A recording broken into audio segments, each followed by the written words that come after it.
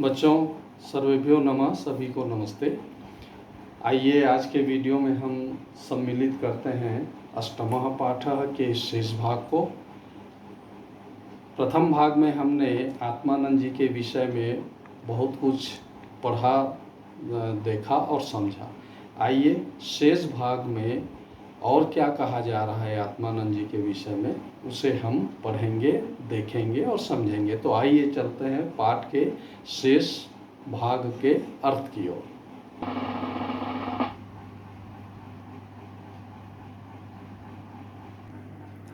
तो बच्चों, आइए हम बढ़ते हैं शेष भाग के अर्थ की ओर।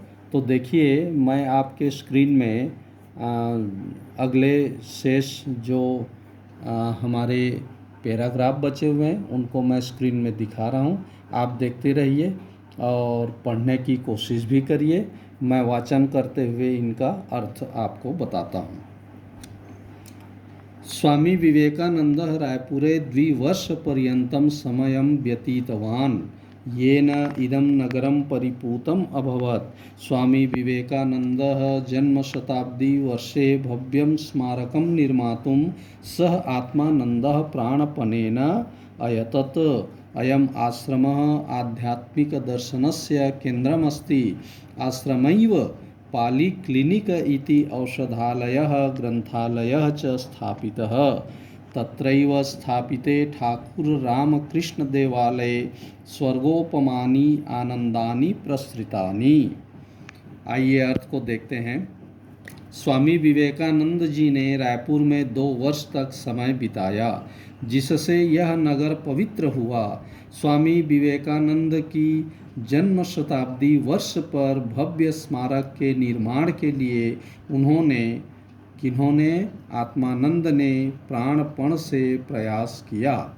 यह आश्रम आध्यात्मिक दर्शन का केंद्र है। आश्रम में ही पॉलीक्लिनिक, इस प्रकार का औषधालय और पुस्तकालय स्थापित है। वहीं स्थापित ठाकुर रामकृष्ण के मंदिर में स्वर्ग के समान आनंद फैला हुआ है। अगले पैराग्राफ को देखते हैं। स्वामी आत्मानंदः अतीव प्रतिभाशाली वक्ता लेखकः चापि आसीत्। अध्यात्म संबंधिनाम् अन्य विषयाणां च प्रवचनैः सह देशे ख्यातिं लब्धवान्। तस्य द्विखण्डात्मकं गीता तत्वचिन्तनम् इति ग्रन्थः अतीव सुमनोहरः अस्ति। धर्म दर्शन क्षेत्रे अस्य महाभागस्य कृतयः पाठकेषु वैज्ञानिक दृष्टिम् अभिवृद्धिं कुर्वन्ति। अर्थ को देखते हैं। स्वामी आत्मानंद जी अत्यधिक प्रतिभाशाली वक्ता और लेखक भी थे। अध्यात्म संबंधित व अन्य विषयों के प्रवचनों से देश में प्रसिद्धि प्राप्त उन्होंने की। उनका 2 भाग वाला गीता तत्व चिंतन, यह ग्रंथ अत्यधिक मनोहर है। धर्म दर्शन के क्षेत्र में इन महोदय जी की रचनाएं पाठकों के वैज्ञानिक दृष्टिकोण को बढ़ाती हैं। आइए अंत पैराग्राफ की ओर हम बढ़ते हैं। और स्वामी आत्मानंदस्य संगठन कौशलम अपूर्वम आसीत्।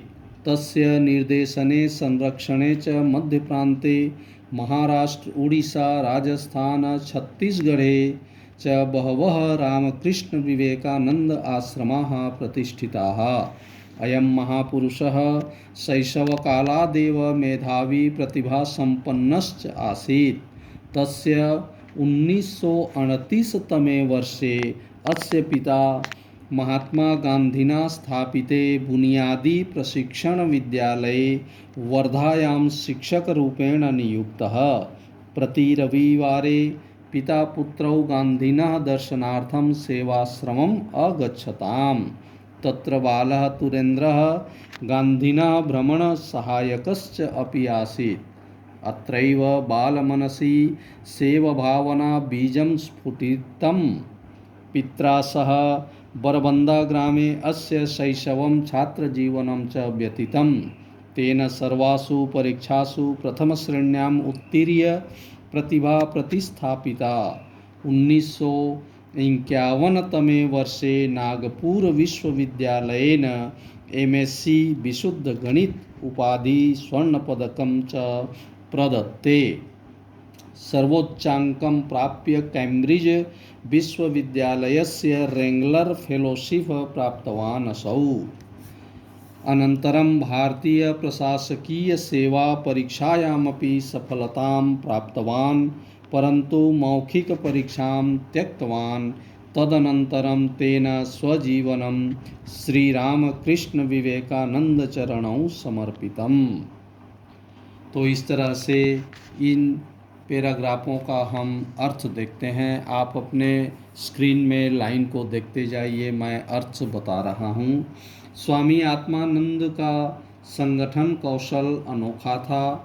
उनके निर्देशन और संरक्षण में मध्य प्रांत, महाराष्ट्र, उड़ीसा, राजस्थान, छत्तीसगढ़ में अनेक रामकृष्ण विवेकानंद आश्रम स्थापित हुए। यह महापुरुष बचपन से ही मेधावी और प्रतिभा संपन्न थे। सन 1938 ईस्वी में इनके पिता महात्मा गांधी द्वारा स्थापित बुनियादी प्रशिक्षण विद्यालय वर्धा में शिक्षक के रूप में नियुक्त हुए।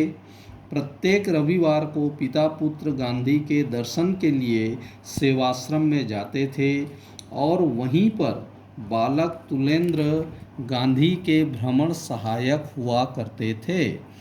यहीं पर उस बाल मन में सेवा की भावना के बीज अंकुरित हुए। पिता के साथ बरबंदा गांव में इनका बचपन और छात्र जीवन व्यतीत हुआ। उसने सभी परीक्षाओं को प्रथम श्रेणी में उत्तीर्ण कर अपनी प्रतिभा को स्थापित किया। 1951 ईस्वी में नागपुर विश्वविद्यालय से MSc विशुद्ध गणित की उपाधि एवं स्वर्ण पदक इन्होंने प्राप्त किया। इन्होंने सर्वाधिक अंक प्राप्त कर कैम्ब्रिज विश्वविद्यालय की रेंगलर फेलोशिप भी प्राप्त की। बाद में भारतीय प्रशासनिक सेवा परीक्षा में भी सफलता प्राप्त की, लेकिन मौखिक परीक्षा को त्याग दिया। उसके बाद उन्होंने अपना जीवन श्री रामकृष्ण विवेकानंद के चरणों में समर्पित कर दिया।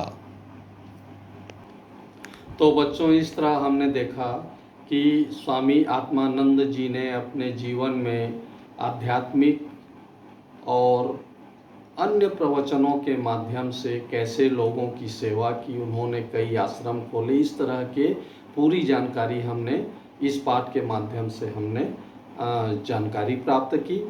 आशा है आप सभी को ये अर्थ समझ आए होंगे, उनके विषय में आप सभी ने समझ लिया होगा।